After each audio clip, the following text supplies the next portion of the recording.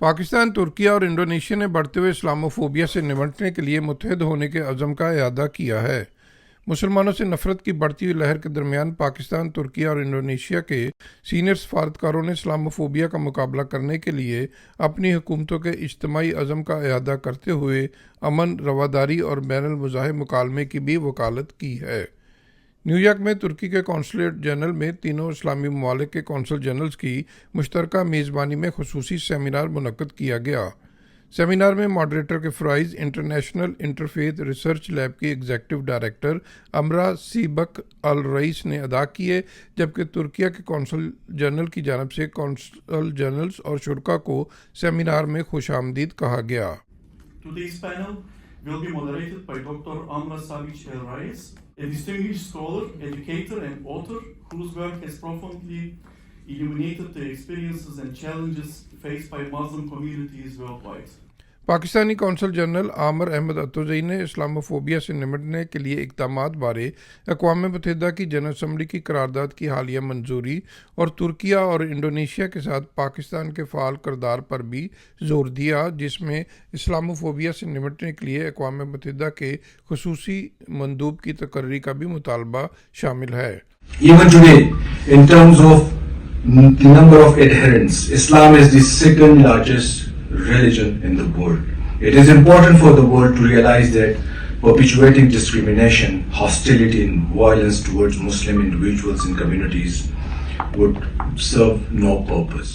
तुर्की से ताल्लुक़ रखने वाले एसोसिएट प्रोफेसर डॉक्टर एनएस बैरकली ने इस्लामोफोबिया की नौयत पर गुफ्तगू की। Unless this becomes a political program which is led by elites of a country, it doesn't create lots of problems. But what we see today is Islamophobia has become an ideology, a political program of the elites of the many countries, be it India or countries like in Europe, like France, and by using this Islamophobia and the fear about Muslims, these political elites are justifying certain policies, enacting laws, and limiting the rights of the Muslims. And that's what we are talking about here. It's a political problem.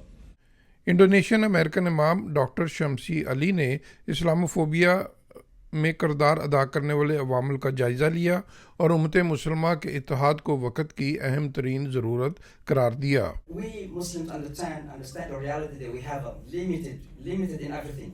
Limited resources, no money, no media in our hands, no political power in our hands. And we need our friends to help us in combating Islamophobia. And that's one of the reasons that we build coalition and partnership with other faiths.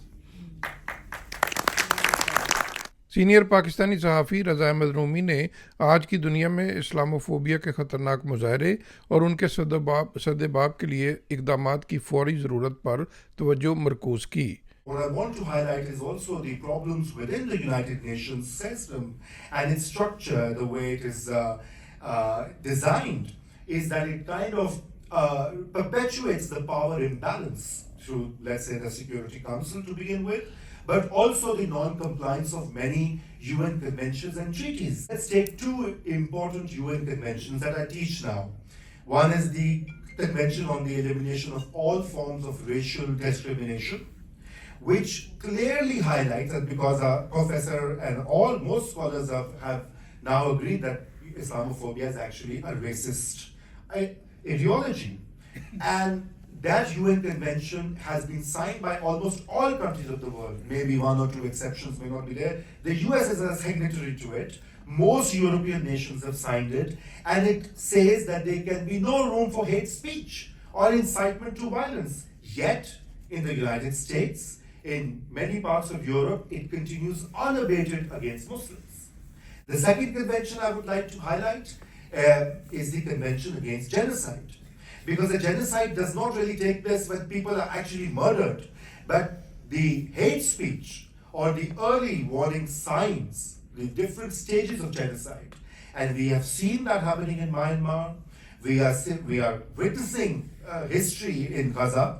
What is happening, that is nothing short of a genocide by all accounts, and all the and it is part of international law. So and there are many other treaties as well, but I'm highlighting these two because international law does provide a way forward in at least addressing some of the key challenges of Islamophobia in our times.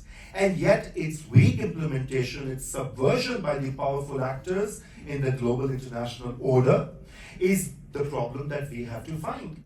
Seminar में शरीक America में मुकीम पाकिस्तानी समेत मुख्तलिफ मुस्लिम American community कायदीन और अरकान ने भी गज़ा में जंग की हौलनाकियों और दुनिया में बढ़ते हुए इस्लामोफोबिया पर गहरी तशवीश का इज़हार किया और न्यूयॉर्क में इस्लामोफोबिया पर सह मुबालक मुबाहिसे के ज़रिए इस मसले पर अवामी और आलमी आगाही के इक़दाम को सराहा।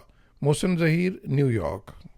Don't forget to like, comment and subscribe.